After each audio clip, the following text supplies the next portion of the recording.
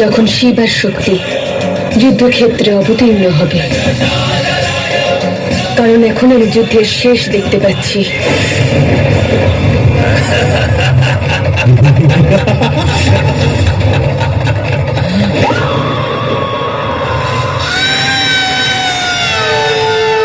এটা কি পার্বতী স্বয়ং মহাকালী? হ্যাঁ, আহ্বান করছিলিস না আমায়? দেখ, চলে এসেছি আমি। পার্বতী,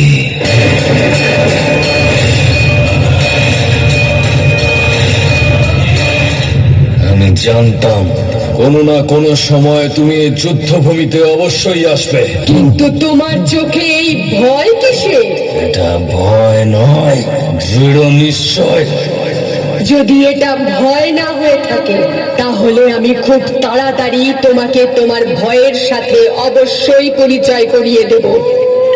এই সংসার হয়তো তোমাকে ভয় পায়, কিন্তু আমি তোমায় বিন্দু মাত্র ভয় পাই না। কিন্তু মহাকালীর রূপে তোমাকে দেখে আমি আরো বেশি আশ্বস্ত হয়েছি যে আমি তোমায় অবশ্যই বিবাহ করব।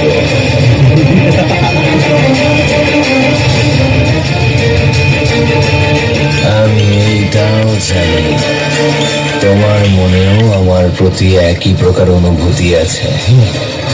অতএব ওই মহাদেবকে ত্যাগ করো আর আমাকে বিবাহ করো।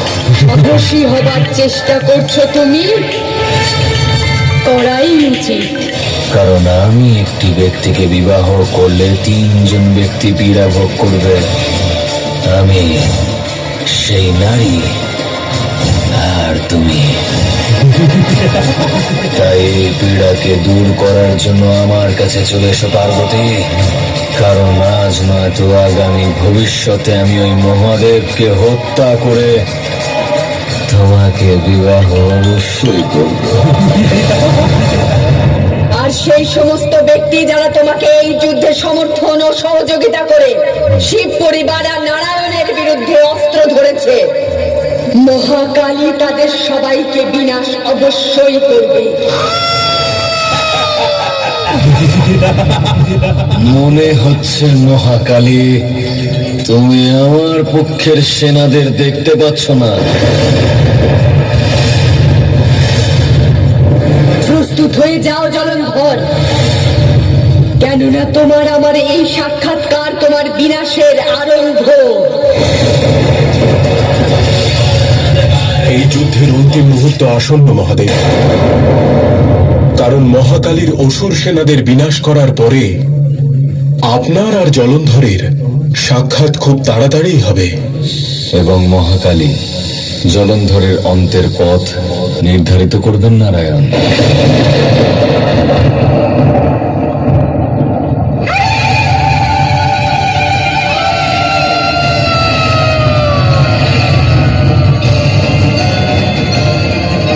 কি হলো মহাকালী, আমার সঙ্গে যুদ্ধ করবে না?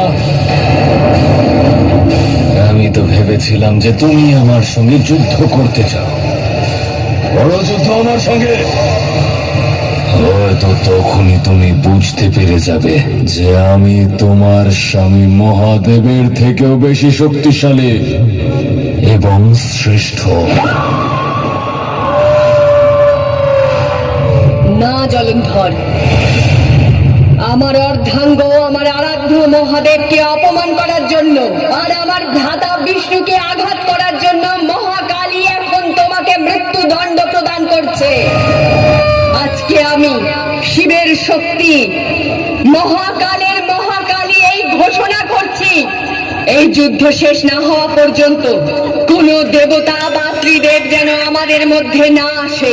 এই যুদ্ধ শুধু আমাদের দুজনের মধ্যেই হবে।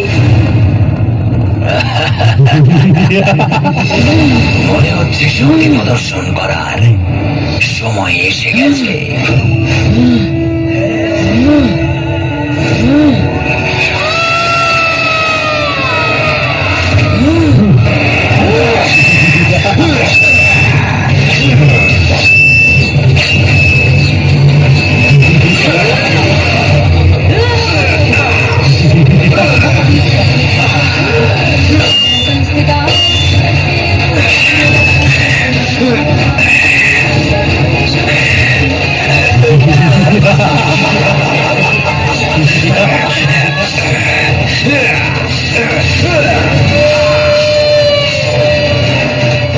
তোমার বিনাশ আসন্ন। বিনাশ আমার নয়, তোর নিশ্চিত মূর্খ। তুই এগিয়েছিস তো বটেই, কিন্তু বিজয়ী হতে পারবি না।